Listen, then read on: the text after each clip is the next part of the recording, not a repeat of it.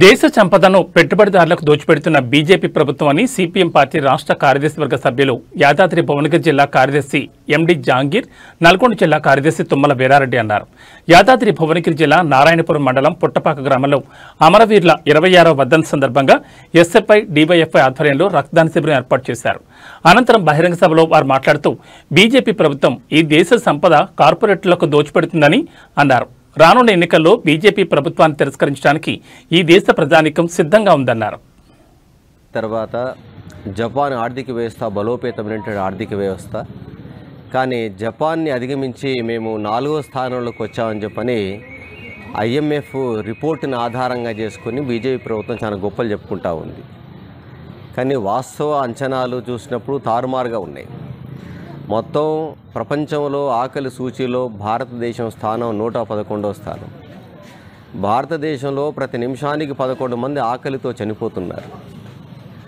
83 కోట్ల మంది ప్రజా పంపిణీ వ్యవస్థ ద్వారా సరుకులు తీసుకొని బతుకుతున్నటువంటి పరిస్థితి ఉన్నది. అలాగే నానాటికి దేశంలో దారిద్ర్యం పేదరికం పెరుగుతుందని చెప్పని హంగరీ ఇండెక్స్ చేసినటువంటి సర్వేలు తేలినటువంటి పరిస్థితి ఉన్నది.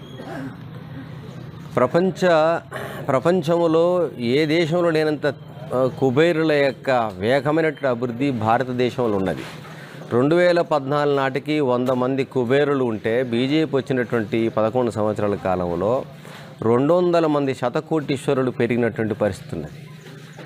అందుకే 1% ఉన్నటువంటి ఈ సంపన్న వర్గాల చేతిలో భారతదేశంలో 40% సంపద వీళ్ళ చేతుల్లో ఉన్నది అంటే మనం అర్థం చేసుకోవాలి. అలాగే 50% ఉన్నటువంటి పేద మధ్యతరగతి ప్రజల చేతిలో కేవలం 3% సంపద మాత్రమే వీళ్ళ చేతుల్లో ఉన్నదంటే ఈ దేశం ఎలా అభివృద్ధి చెందినట్లు అని చెప్పని ఆలోచన చేయాల్సిన అవసరం ఉన్నది. అందుకే ఈ 10 ఏళ్ల కాలంలో అదాని ఆస్తి 174% పెరిగింది, అంబానీ ఆస్తి 34% పెరిగింది. మరి ప్రజల యొక్క జీవన పరిస్థితుల్లో ఏమైనా మార్పు వచ్చిందా? రాలేదు. అందుకే ఇది కేవలము పెద్దవాళ్ళ ప్రభుత్వం తప్ప పేదవాళ్ళ ప్రభుత్వం కాదు. అందుకే సంపన్న వర్గాలని మరింత సంపన్నులుగా చేయడం కోసం ఈ 11 ఏళ్ల పాలన ఉపయోగపడ్డది. అందుకే ఈ దేశంలో దారిద్ర్యం తాండవిస్తున్నటువంటి పరిస్థితి ఉన్నది. అందుకే నరేంద్ర మోడీ ప్రభుత్వం వాస్తవాల మీద నడవాలని చెప్పని మేము తెలియజేస్తున్నాం. కాబట్టి గత 70 సంవత్సరాల కాలంలో ఇంత దౌర్భాగ్యమైనటువంటి పరిస్థితి భారతదేశానికి దాపురించలేదు. అందుకే భారత విదేశాంగ విధానం కూడా బలహీనమైనటువంటి పరిస్థితులు ఉన్నది అని చెప్పనేది ప్రపంచ మేధావులు చెప్తున్నటువంటి పరిస్థితి. అందుకే ప్రతి దేశంతో శత్రుత్వాన్ని కొని తెచ్చుకుంటున్నటువంటి పరిస్థితి భారత విదేశాంగ విధానంలో ఉన్నది. అందుకే ఎక్కువ యుద్ధాలు ఇప్పుడు మనం ఇటు పాకిస్తాన్ కానీ, ఆఫ్ఘనిస్తాన్ కానీ, శ్రీలంక కానీ, బంగ్లాదేశ్ కానీ, టిబెట్ కానీ, నేపాల్ కానీ చుట్టుపక్కల ఉన్నటువంటి ఏ దేశాలతో కూడా సన్నిహిత సంబంధాలు లేనటువంటి పరిస్థితి ఉన్నదంటే మనం గమనించాలి. అందుకే నరేంద్ర మోడీ యొక్క పరిపాలన పూర్తి స్థాయిలో అధమ స్థాయికి చేరింది. అందుకే బీజేపీ నరేంద్ర మోడీ యొక్క చరిష్మా తగ్గింది. రేపు జరగబోయేటటువంటి 5 రాష్ట్రాల ఎన్నికల్లో బీజేపీకి ఎదురీత తప్పదు. ఆ రకంగా బీజేపీని ప్రజలందరూ కూడా తిరస్కరించడానికి సిద్ధమవుతున్నటువంటి స్థితి ఉన్నదని మేము చెప్పదలిచాం. ఇక రెండవ అంశం ఏంటంటే తెలంగాణ రాష్ట్ర రాజకీయాల్లో కూడా కాంగ్రెస్ ప్రజలకు అనేక హామీలు ఇచ్చింది. ఈ హామీలు అనుసరించి ప్రజలందరూ కూడా ఓటేశారు. ప్రధానంగా మహిళలకు ఇచ్చినటువంటి హామీలు చాలా గొప్ప హామీలు ఇచ్చారు, మేనిఫెస్టోలో పెట్టారు. మహిళలందరూ ఎదురు చూస్తున్నటువంటి పరిస్థితి ఏమిటంటే 2500 రూపాయలు మహిళలందరికీ ఇస్తామని చెప్పారు. ఇప్పుడు దానికి అతీగతి లేదు. అలాగే ఆడబిడ్డ పెండ్లి అయితే తులం బంగారం ఇస్తామని చెప్పారు. దానికి ఎలాంటి ప్రకటనలు లేవు.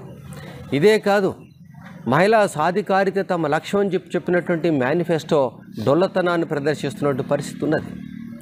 కాబట్టి తెలంగాణ రాష్ట్రంలో కూడా గత బీఆర్ఎస్ పాలనకు భిన్నంగా వ్యవహరిస్తున్న పరిస్థితి లేదు.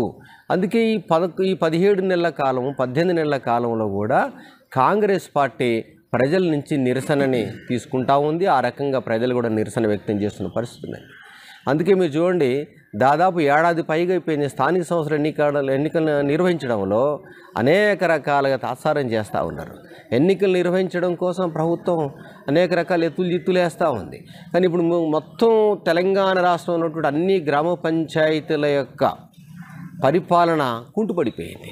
ఎందుకంటే ప్రత్యేక అధికారుల చేతికి పాలన చేరుకున్న తర్వాత నిధులు లేవు, ఆదాయం లేదు, కనీసం డ్రైనేజీ సిస్టాన్ని కూడా మెరుగుపరిచే పరిస్థితి లేనటువంటి దైన్యమైనటువంటి స్థితి దాపురించింది. దీనికి కాంగ్రెస్ పార్టీకి విధానాలు కూడా ఒక కారణం.